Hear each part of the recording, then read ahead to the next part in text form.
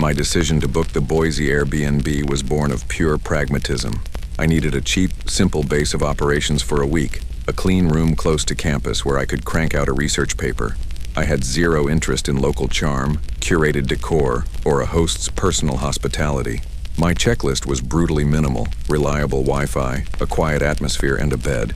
The listing was a little vague: private guest suite with bathroom access 5 minutes from downtown, but the few pictures showed a sterile but acceptable room with a queen bed and a bathroom, dominated by a large mirror above the sink.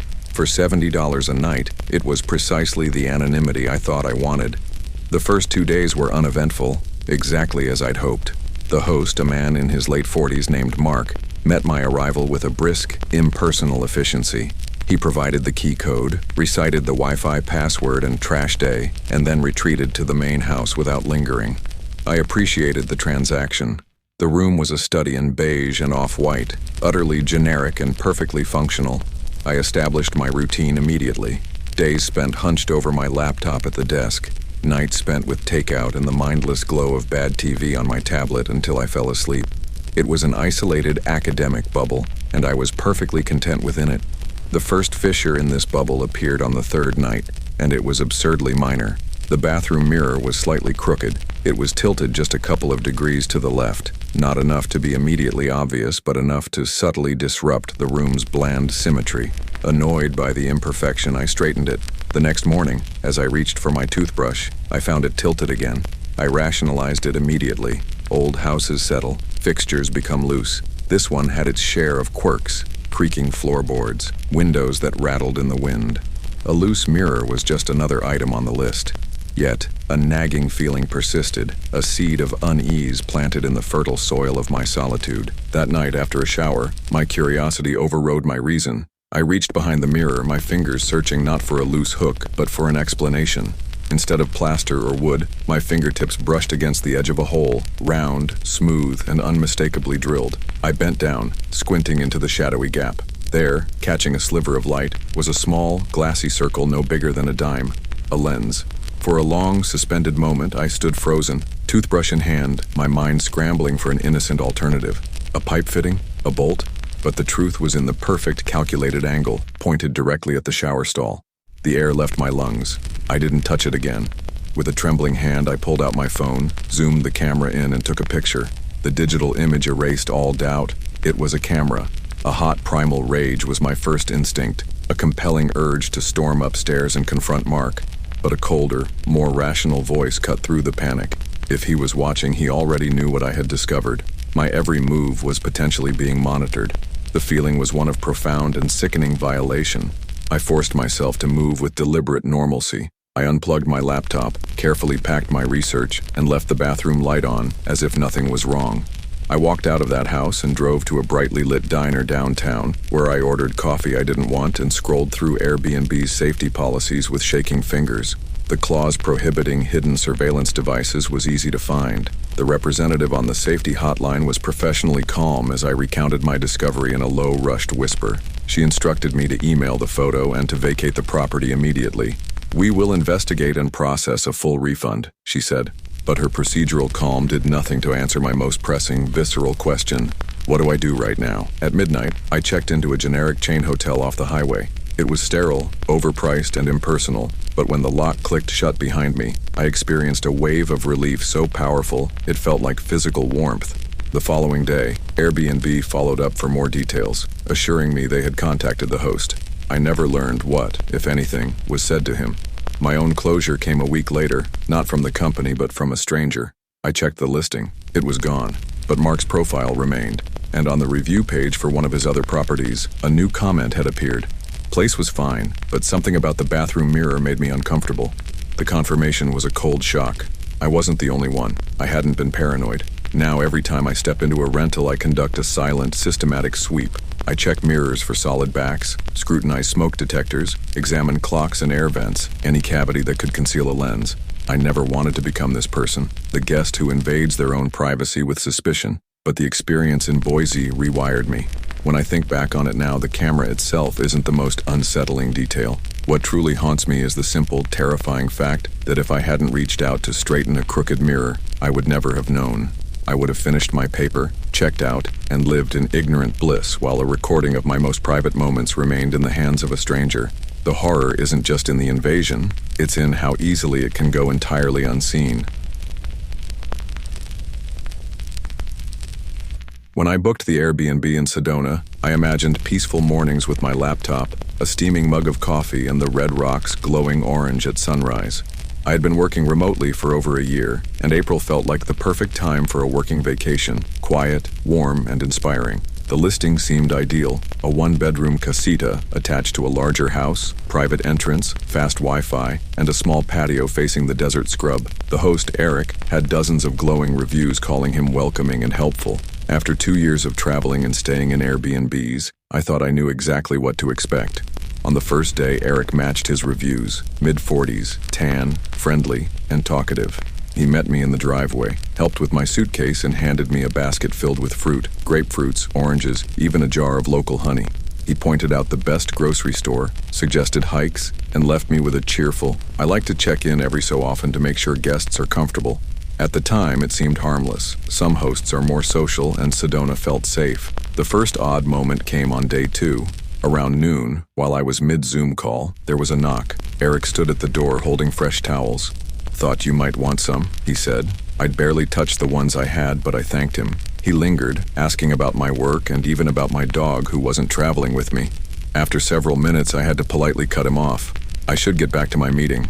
On day 3, he appeared again, this time to check the water pressure. He stepped into the bathroom while I sat awkwardly on the couch. He emerged smiling, said it was fine, and left. From then on, his visits became daily. Banana bread he had baked too much of. A hummingbird feeder he thought would brighten the patio. Morning, evening, sometimes both. Each visit seemed harmless if viewed alone, but strung together they felt unsettling. I started feeling watched, like he somehow knew when I was cooking or sitting outside. One afternoon, I returned from a short hike to find the blinds angled differently. Another day, my charging cable was laid across the counter instead of coiled by the outlet. Small things you only notice because you live alone. At first, I tried to convince myself I was imagining it, overworked, tired, misremembering details. But the unease wouldn't leave. So I began taking photos before leaving. The position of my laptop, the blinds, even the inside of the fridge. By week 2, the photos confirmed it. A sparkling water bottle had moved shelves. My toothbrush was angled differently.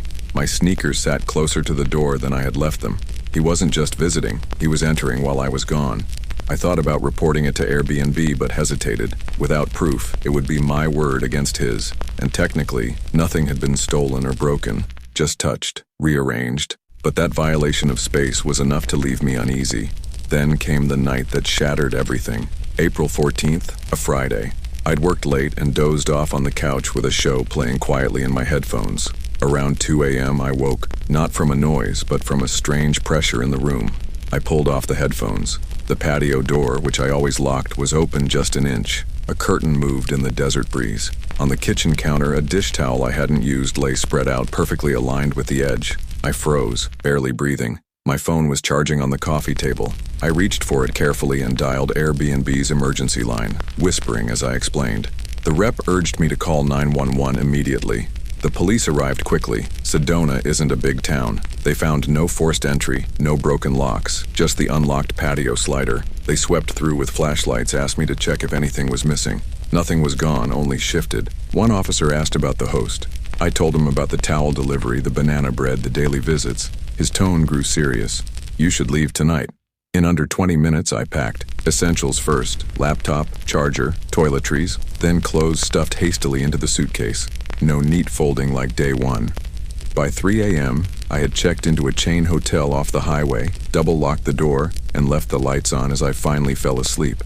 The next morning, Eric texted, "Sorry, I must have left the patio unlatched when I dropped off a towel last night. My mistake." I never responded. Airbnb refunded the unused nights once I explained, though they didn't remove the listing. Weeks later, curiosity got the better of me. I looked it up. Same photos, same glowing reviews, but buried halfway down was one that made my stomach drop. Beautiful casita, great view, host very attentive, stopped by every day to check on things. A little too much for us, but otherwise fine. That word, attentive, stuck with me. Now no matter where I stay, I wedge a chair under the door at night. I take photos before I leave a room. I don't care if it feels paranoid. Because Sedona taught me something important. Safety isn't about locks or glowing reviews. It's about trust. And once it's broken, you can't unsee the signs. When I cracked the door open, he offered a practiced, professional smile. "Evening," he said, his voice calm and assured. "Airbnb maintenance, just need to run a quick smoke detector check, company policy." Immediately, something felt off. In all my years of using the platform, not once had a representative shown up unannounced for a mid-stay inspection. Any communication, especially regarding maintenance, always came through the app's messaging system, providing a digital paper trail. Yet standing there, the visual cues were overwhelmingly persuasive. The logo, the badge, the clipboard. His demeanor was so casual, so matter-of-fact, that to refuse felt like admitting to irrational paranoia. I grasped for a question to test his validity. "Do you have any paperwork? Something from the host?" I asked. He smoothly tapped the badge on his lanyard. It featured a QR code, the Airbnb logo, a photo of him, and the name, Aaron. From my vantage point, it looked completely authentic. "This should cover it," he said. "Shouldn't take more than 10 minutes. He said this while already subtly leaning, his eyes scanning the interior of the house past my shoulder, his body language expecting entry. It was this confident presumption that disarmed me. Against the quiet scream of my intuition, I opened the door. He stepped inside and immediately began scribbling on his clipboard, not with the focus of a technician but with the sweeping assessment of a surveyor. His first question was a red flag masquerading as small talk. "You're here solo?" he asked, his tone deceptively casual. "Yep," I replied, keeping my answer short and my tone flat. He simply nodded, as if my answer confirmed something he already knew. He didn't make a beeline for the smoke detectors. Instead, he conducted a slow, meandering tour of the house, poking his head into each room. He'd tilt his chin upward toward the ceiling in a pantomime of inspection, but his eyes were busy, cataloging the contents of the rooms, the layout of the hallway, the sightlines from the windows. "Good place," he remarked absently. "Quiet. Do you usually work nights or days?" The question was so jarringly personal and irrelevant to his stated task that it hung in the air between us. I deflected with a non-committal, "Both," my unease growing by the second. In the kitchen, he paused by the sliding glass door leading to the backyard. He reached out and tugged the handle, checking its movement, and then made another note on his clipboard. "Old locks," he muttered, almost to himself. "Could use upgrading." He never once looked up at the kitchen smoke detector. His entire performance was a carefully constructed lie. By the time he left, a full 20 minutes later, a profound sense of violation had settled over me. He hadn't tested a single alarm. That night I double-checked all the locks, my nerves still jangling. I tried to dismiss the encounter as a bizarre overstep by an overzealous employee, chalking up my anxiety to the inherent vulnerability of living alone in a strange city. I eventually fell into a fitful sleep. Around 1 a.m., a sound pulled me from the edge of a dream, a faint metallic jiggling. It wasn't loud or forceful. It was cautious, deliberate. Heart hammering in my chest, I slipped out of bed and crept toward the kitchen. In the dim light, I saw it. The handle on the back door was turning, ever so slightly. The deadbolt, thank God, was still engaged, preventing entry. But the knob lock, the one you turn from the inside, was unlocked. I knew with cold, terrifying certainty that I had locked it. The only time it could have been undone was when Aaron stood there, pretending to inspect it, his body blocking my view of his hands. I grabbed my phone, dialed 911, and whispered the situation to the dispatcher. While I was on the call, the jiggling stopped. The patrol car that arrived 10 minutes later found nothing. The backyard was empty. The gravel showed no clear footprints, and there was no sign of forced entry. The officers listened to my story about Aaron, the polo shirt, and the badge. They exchanged a knowing glance. "Ma'am," one said gently, "Airbnb doesn't send people out like that. The host handles any maintenance." I opened the app and messaged the host right there in front of them. Her response was immediate and alarmed. She had sent no one and had no knowledge of any inspection. She promised to contact Airbnb support immediately. The officers filed a report, advised me to keep the deadbolt locked, and suggested I consider hotels in the future. The remainder of that night was spent in terrified vigilance. I dragged a heavy chair and wedged it under the front doorknob, shoved a kitchen stool into the track of the sliding door, and sat awake with all the lights on until the sun rose. The next morning, I terminated my stay early. I packed my bags, booked a room at a sterile, predictable chain hotel near the hospital, and absorbed the financial loss of the unused nights without a second thought. Airbnb's subsequent support call was a lesson in corporate futility. They were apologetic and issued a full refund, but their investigation hit a dead end. They could not verify the man's identity or affiliation, and the case was closed. A few days later, a chilling confirmation found me. Browsing a local Fresno community group on Facebook, I saw a post from a woman describing a nearly identical encounter. A man with a shaved head, an Airbnb polo, and a clipboard, asking suspicious questions about who was staying at her rental. The comment section was a torrent of similar stories and fearful speculation. I didn't contribute to the thread. What could I say? That I knew he was real? That I had learned the hardest way possible that a deadbolt is only your last line of defense if someone hasn't already disarmed all the others? Now, I never travel without a small rubber door wedge in my suitcase. It costs a few dollars, fits in my palm, and is the only thing that makes me feel like I have any real control over a door I don't own. I no longer trust logos, badges, or polite smiles. If a stranger in a polo shirt ever shows up at my door with a clipboard again, I won't be asking for his credentials. I will be shutting the door and sliding my little wedge firmly into place. I learned in Fresno that locks only work if you're the one holding the only